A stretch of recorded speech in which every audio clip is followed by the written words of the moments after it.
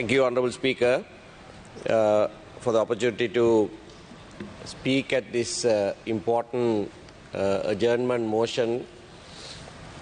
First, let me express my deep sadness at all the violence that was perpetrated, particularly to my colleagues in this House, whose houses were burnt, attacked, and most certainly to my condolences to Mr. Honorable Athukorala's family for losing him at this time. We don't condone any violence from anyone. And it is noteworthy that a lot of this violence, or may I call it counter-violence, and I'll say why I'm calling it counter-violence, was aimed at members of parliament mostly and other politicians. My colleague, Honorable Rasamanikam, and I met you the other day in your official residence, Honourable Speaker, and when the emergency was declared. And when we came out, the press was there, and both of us made an appeal to everyone not to resort to violence, and more importantly, we said, don't destroy the institutions. We stand with you for the change that you desire. But those changes must happen within these institutions. If these institutions are destroyed, then it will only be anarchy that prevails in the country. And that is not good for anyone. We said we understand the frustration of the youth, that there is so much delay, that it takes so long. But nevertheless, there is no other way. Today is a good example of these delaying tactics. Almost for 40 days, people have been camped on the road saying, Gota, go home. But those who call themselves people's representatives, who come and sit here, are deaf. They cannot hear that. They can't even agree to take up for discussion, for debate, a matter that people have been shouting from the streets. This is unprecedented in this country. Unprecedented. This has never happened in this country before. For over a month. Not just in one place, but in several places. Surely the people's representatives, if we dare call ourselves that, must be prepared to discuss it here. Why block that? What's the fear? What's the fear? Why can't we discuss it? That shows that this parliament also has lost its legitimacy. Not only has the president lost his legitimacy, this parliament also has lost its legitimacy. Parliament must be dissolved. But again, that will be put to vote here. And MPs who are holding on to their positions will vote against that motion to dissolve parliament. And they think that way they can carry on. No, they cannot. They are pushing the people of this country to seek other remedies. That is the danger. That is the danger of not giving the voice of the people an expression here. That this danger you don't seem to understand. I condemn the violence against the... Order, please. Honorable Bandara will take the chair now.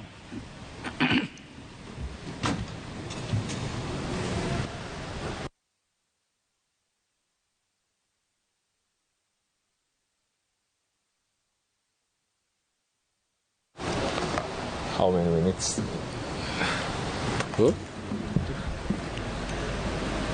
Honorable member, go ahead.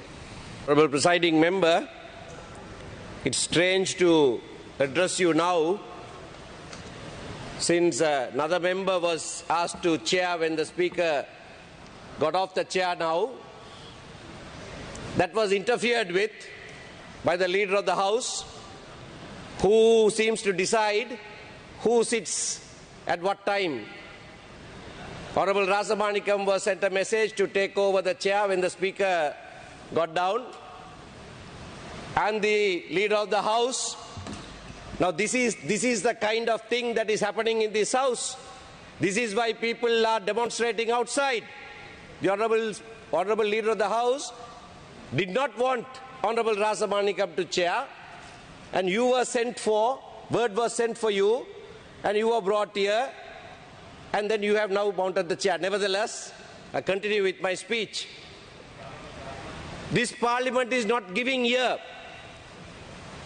to what the people are saying. All that I asked was that, let's debate it here.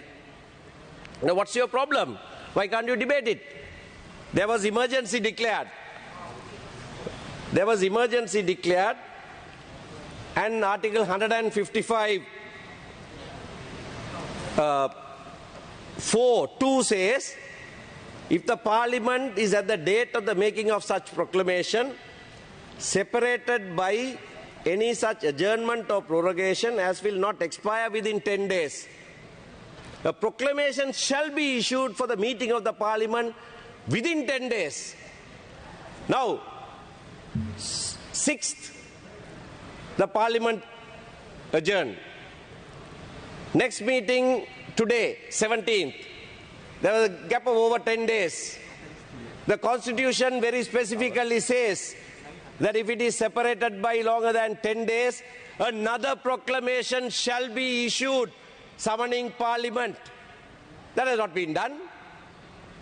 That wasn't done. Article 42, which I read earlier in the day, says the President is responsible to this Parliament, not only for his duties, performance, powers and functions under the Constitution or written law, but also for the law for the time being relating to public security. He's failed.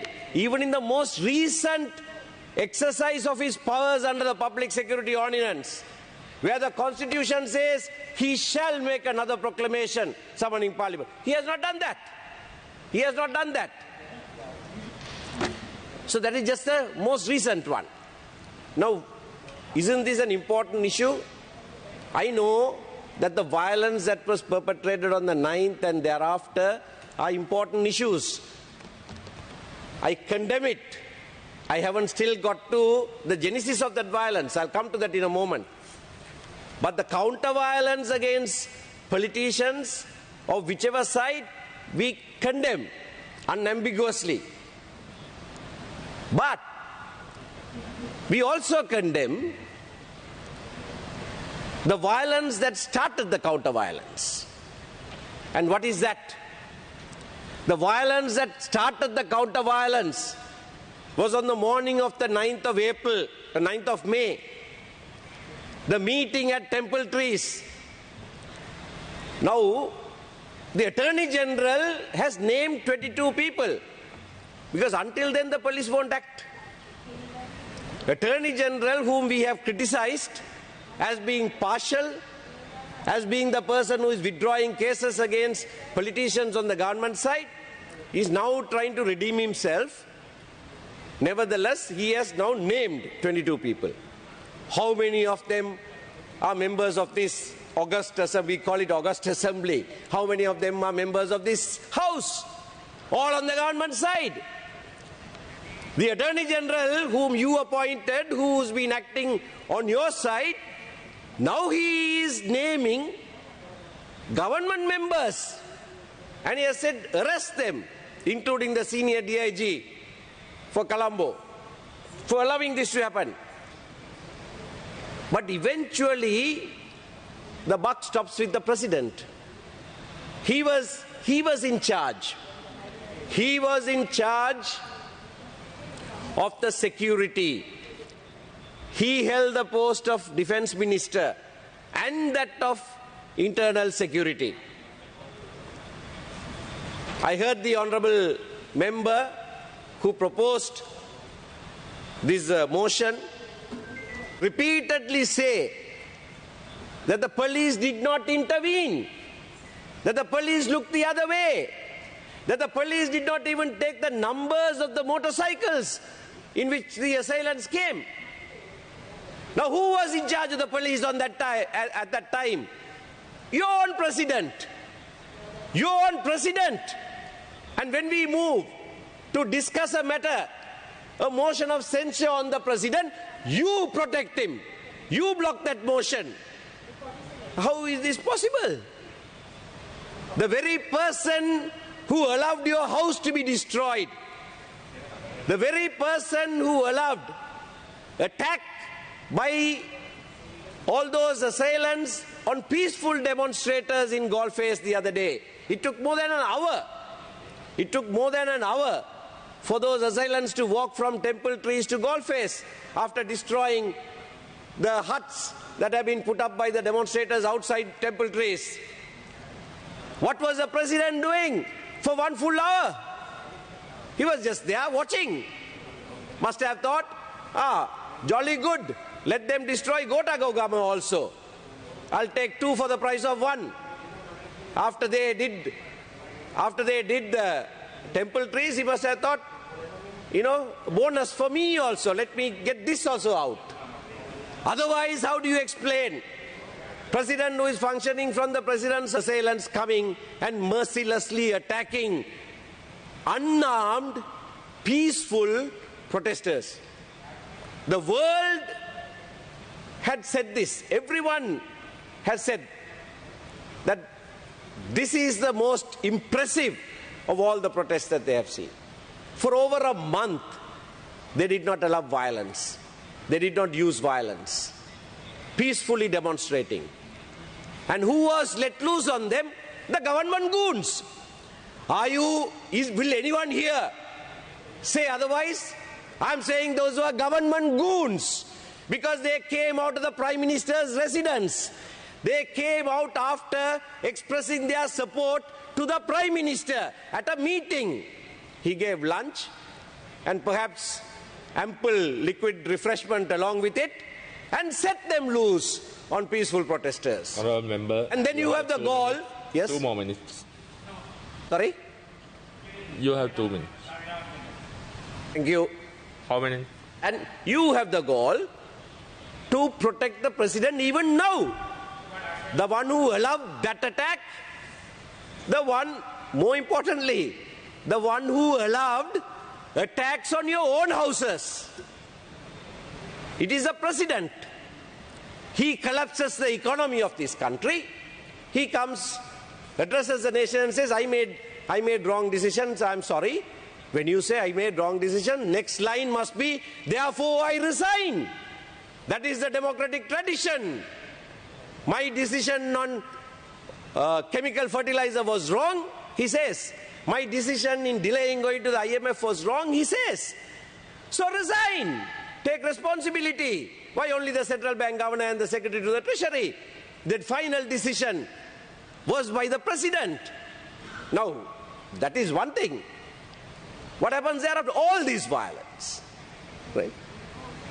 And the government members unashamedly are standing here complaining about the violence against them without condemning the person who is responsible for that violence, without condemning the person who allowed that violence to happen against themselves. Shameless behavior. And when we move to even have a discussion taken up today? Only a motion of censure. Nothing happens to your president. He doesn't lose his job as a result. Even that you protect him. Even that you protect him. Fortunately, today, all those who protected him, your names have been put on the board. The country knows who's protecting the president, who is not protecting you. Absolutely shameless conduct by the Prime Minister and all those who sit on the government benches. So I say the Prime Minister, because this motion of censure, when it was drafted, the Prime Minister, who was in the opposition at that time, wanted to have a look at it. I have the record here, evidence of that. I sent it to him on the 26th of April. He vetted it. He told me, let's send it to Golface. We'll have their consent also. He sent it to Golface. He got their consent also. And he issued 2 public statements on the 30th of April saying, I will vote for this. There was a tweet also that he will vote for it. Now, if he will vote for it, why did he vote against that being taken up today? What games is he playing? Only thing that has changed between that day and today is that he has got a job. He has got a job as a Prime Minister. So he has switched. He has traded. He has traded his principles, his policy, which he publicly told this country, for a Prime Minister's job. That's the Prime Minister we have in this country. We are ashamed. We are ashamed to have, as the leader of the country, as the head of the state, this president, whom the whole country wants to leave. We are ashamed to have, as Prime Minister, someone who does not know whether he is sitting or standing or walking. He doesn't know what his principles and his policies are. He says one thing, does another thing. He says, let's have a woman as a deputy speaker, publicly said it, and he can't get his members to vote for that woman candidate as a deputy speaker. That is the Prime Minister who is asking for support from the opposition. He doesn't have the support of his own people on the government benches. He is asking for support from us. We will support anything for the sake of the country. We will support everything that is done to save this country from this economic calamity, for which the President is absolutely responsible. The final responsibility lies with the President. But yet, for the sake of the people, we will support every right move. But that does not mean